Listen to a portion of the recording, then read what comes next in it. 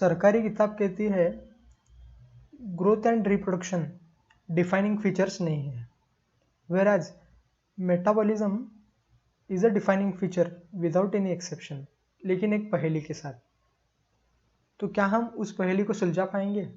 जानने के लिए बने रहिए बाबा गैंग के साथ। तो पिछले लेक्चर में हमने डील किया था व्हाट इज लिविंग, लिविंग को किस तरह से डिफाइन किया है। असल में लिविंग को डिफाइन करने के लिए हमारे पास कोई पुख्ता डेफिनेशन नहीं है, लेकिन काम चलाओ थ्योरेटिकल डेफिनेशन हमारे पास है कि लिविंग को हम किस तरह से डिफाइन करते हैं। जिसके पास लाइफ होती है उसको लिविंग कहा जाए, जो मरा नहीं उसको जिंदा कहा जाए। वाह जी वाह, ये तो ऐसी बात हो गई समझ लो, जो मरा नहीं उसको जिंदा कहते हैं। थ्योरेटिकल है। अब हमने एक्चुअल डेफिनेशन देखी थी, यूनिक कॉम्प्लेक्स ऑर्गेनाइजेशन, बायोमोलिक्यूल्स का वो कॉम्प्लेक्स ऑर्गेनाइजेशन जिसमें कई सारी मेटाबॉलिक रिएक्शन होती रहते हैं और एक ऑर्गेनिज्म के अंदर होती जाती है, कुछ प्रॉपर्टीज वो शो करता है, उसको हम लिविंग ऑर्गेनिज्म कहते हैं। और वहीं से लाइफ को हमने डिफाइन किया था। एक्टिव थ्राइविंग, जो कुछ एक्टिविटी शो करता हो, जिसका कोई वजूद हो, जो एग्जिस्ट करता हो, that is called as a living. Any organism और living form that possesses or shows the characteristic of life or being alive। मतलब किसी ऑर्गेनिज्म को लिविंग कहने के लिए कुछ कैरेक्टरिस्टिक्स, कुछ प्रॉपर्टीज इसके पास होनी चाहिए। अगर वो मौजूद होंगी तभी उसे हम डिस्टिंग्विश कर पाएंगे नॉन लिविंग ऑर्गेनिज्म से। सबसे पहले बात करेंगे ग्रोथ की, फिर रिप्रोडक्शन, फिर metabolism and last but not the least responsiveness यानी कि कॉन्शियसनेस की हम बात करेंगे। All living organisms grow. एक छोटी सी सेल होती है जिसको जाइगोट कहते हैं, वहाँ से बनता है पूरा बड़ा ऑर्गेनिज्म। मतलब यहाँ पे कोई ना कोई ऑर्गेनिज्म के बॉडी के अंदर ऐसा मैकेनिज्म है, ऐसी प्रोसेस है, ऐसा कोई फीचर है जो इस सेल से पूरे ऑर्गेनिज्म को खड़ा कर दे रहा है। वो फीचर, वो प्रोसेस, वही उसे क्यों हम कहेंगे ग्रोथ। यहाँ पर ग्रोथ को डिफाइन किस तरह से, इरिवर्सिबल चेंज, बॉडी के अंदर होने वाला वो इरिवर्सिबल चेंज जिसमें या तो मास में इंक्रीज हो या फिर नंबर ऑफ सेल्स में इंक्रीज हो। अब ऑर्गेनिज्म भी दो तरह के से होंगे, multicellular organism, unicellular organism.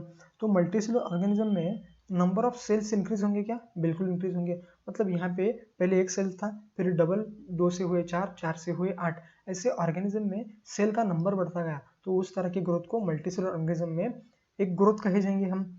Plant में similar rank growth through out life span, मतलब प्लांट में ग्रोथ जो होती रहती है वो अनलिमिटेड ग्रोथ होती है। और एनिमल्स में इसके कॉन्ट्रास्ट में एक सर्टेन एज तक, मतलब फीमेल की बात करें तो 16 टू 18 अराउंड बात करते हैं और 18 टू 21 हम मेल में बात करते हैं। एक सर्टेन एज तक हमारी बॉडी ग्रो करती रहती है। फिंगर्स जब आपने देखे होंगे, छोटे बच्चे के फिंगर्स इतने होते हैं, अभी आपके फिंगर्स ये भी देख रहे हो मेरे इतने, तो अभी एक एज के बाद इससे ज़्यादा फिंगर ग्रोथ नहीं होंगे क्योंकि वहाँ पे एक एज रिस्ट्रिक्शन आ गया, तब तक वहाँ पे ग्रोथ लिमिटेड बन गई। लेकिन प्लांट में ऐसा नहीं, कंटिन्यूसली वहाँ पे उनके पास होते हैं। प्लांट में यहाँ पे लिख दे रहा हूँ मेरिस्टेमेटिक सेल्स, ये सेल्स आपको नाम याद रखना चाहिए, काम में आएगा।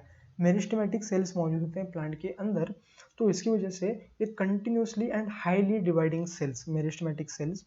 तो इस वजह से प्लांट में लोकलाइज्ड बट अनलिमिटेड ग्रोथ होती रहती है।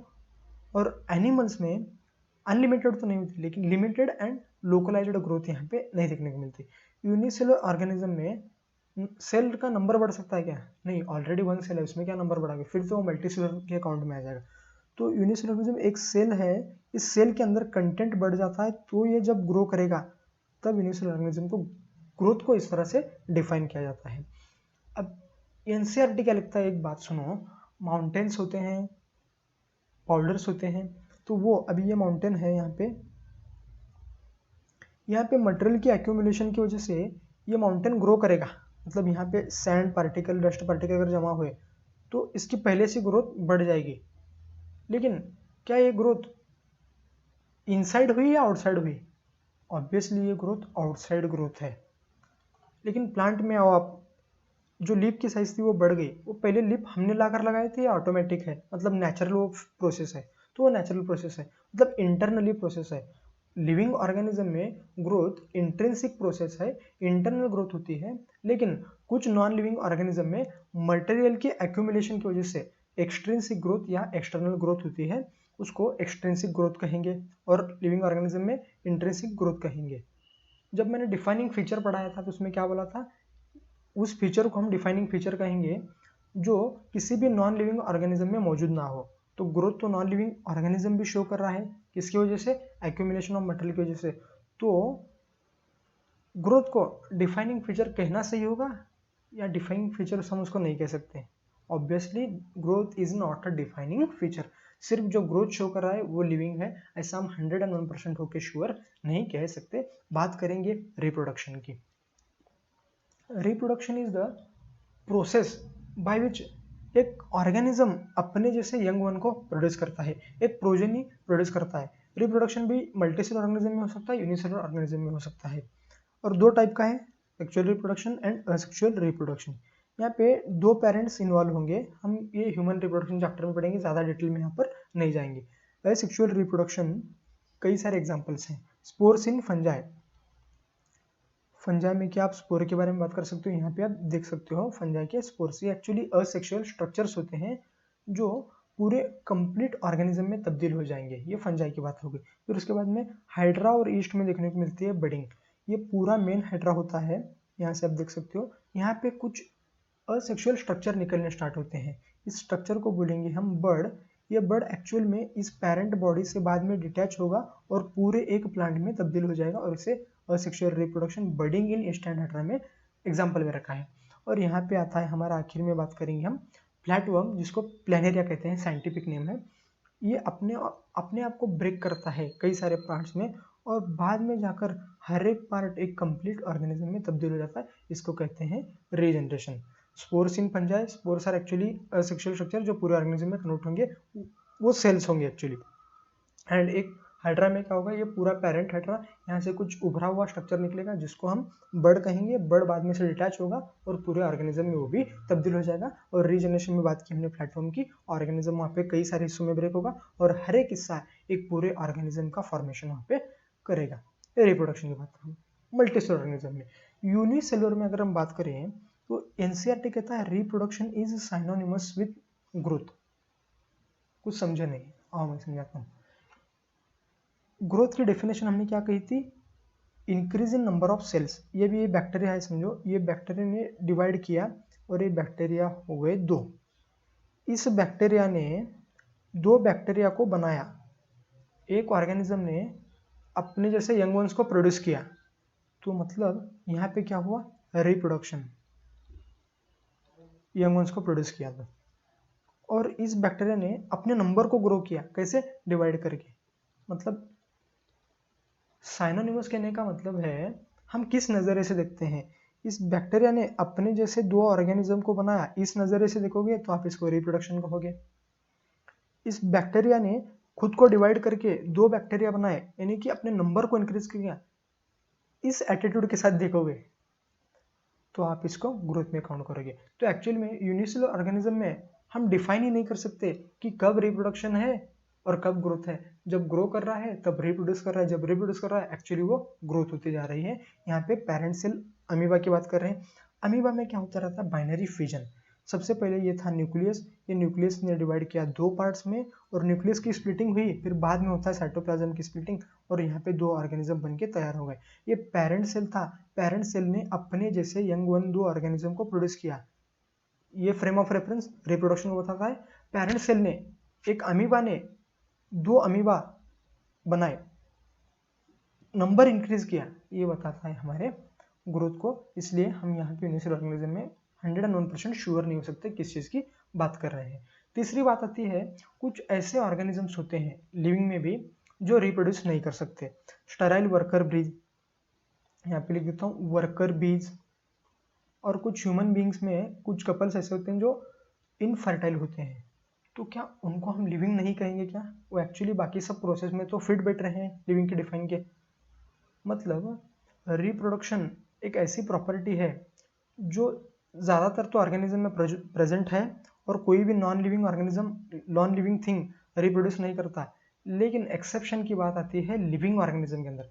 मतलब कुछ ऑर्गेनिज्म ऐसे हैं जो रिप्रोड्यूस नहीं कर सकते, इसलिए रिप्रोडक्शन को भी हम एज ए डिफाइनिंग फीचर यहाँ पे नहीं ले सकते। यहाँ तक क्लियर हो गई कि ग्रोथ एंड रिप्रोडक्शन। सबसे इंपॉर्टेंट आ रहा है हमारा मेटाबॉलिज्म। हमने खाया खाना, रात में डिनर किया, मान लो जंक फूड खाया, वड़ा पाव खाया, जो कुछ भी, तो उसमें कई सारे एंजाइम्स काम करेंगे और एंजाइम्स काम करने पर उस फूड को किया जाता है एक्चुअली में डाइजेस्ट करने पर यहाँ पे डाइजेशन की प्रोसेस काम करेगी।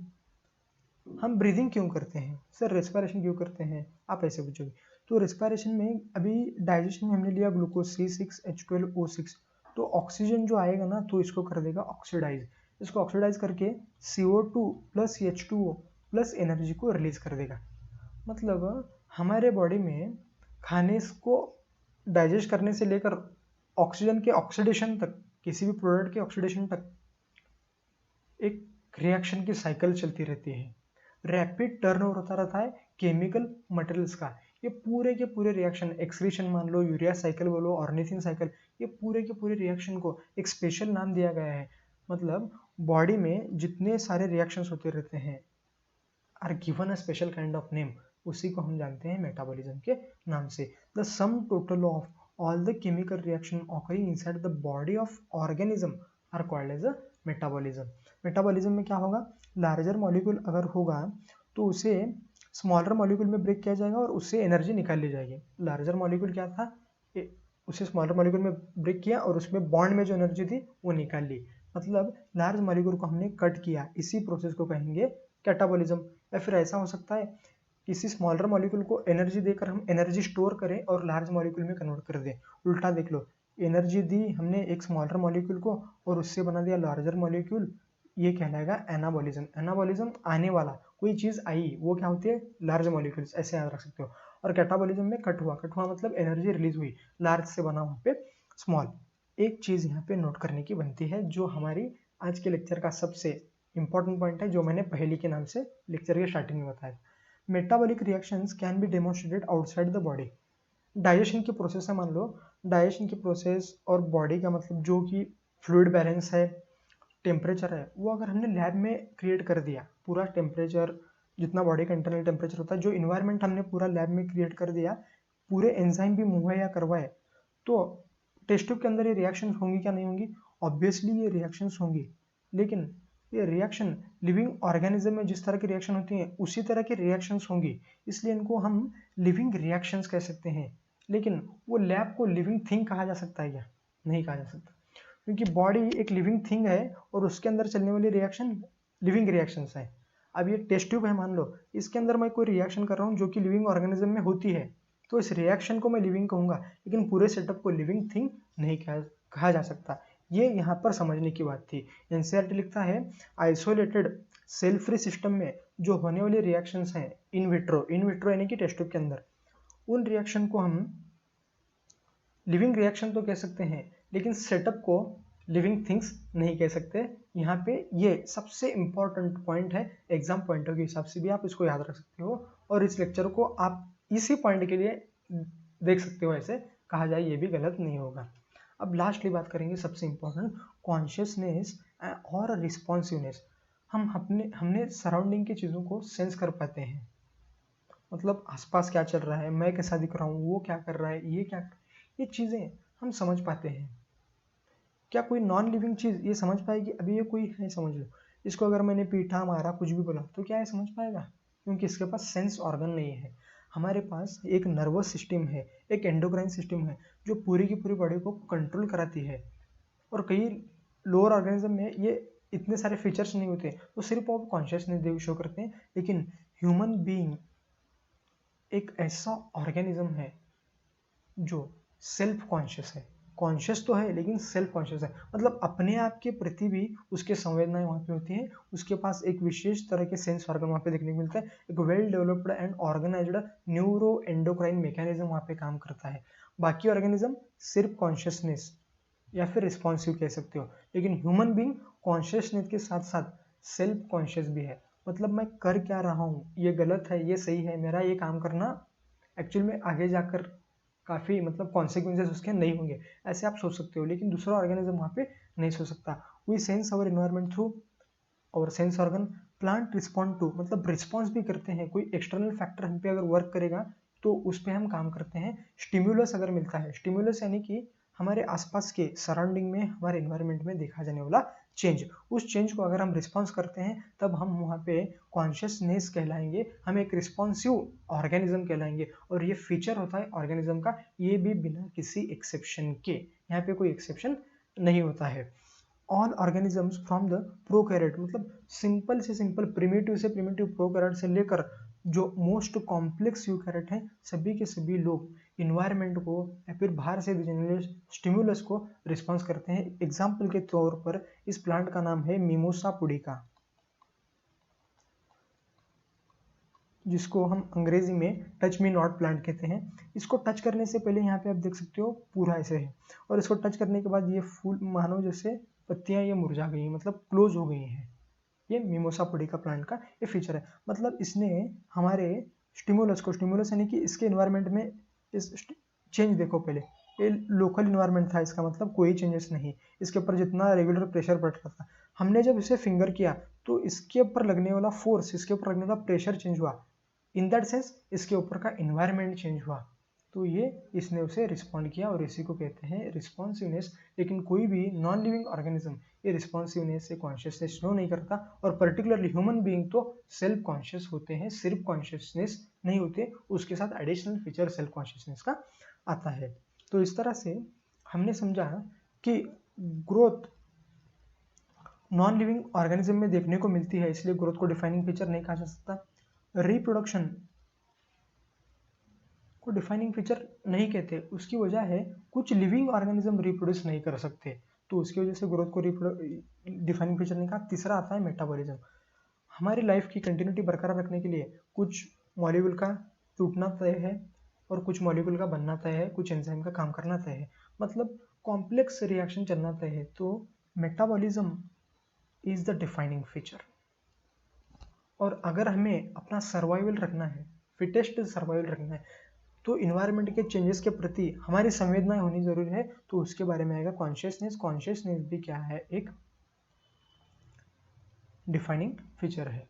तो इस सेशन में हमने डिफाइनिंग फीचर, जिसको डिफाइनिंग फीचर नहीं कहा सकता, वो सारी चीज़ें डील की। आज के लेक्चर में इतना ही। बाबा जी की तरफ से जय हो।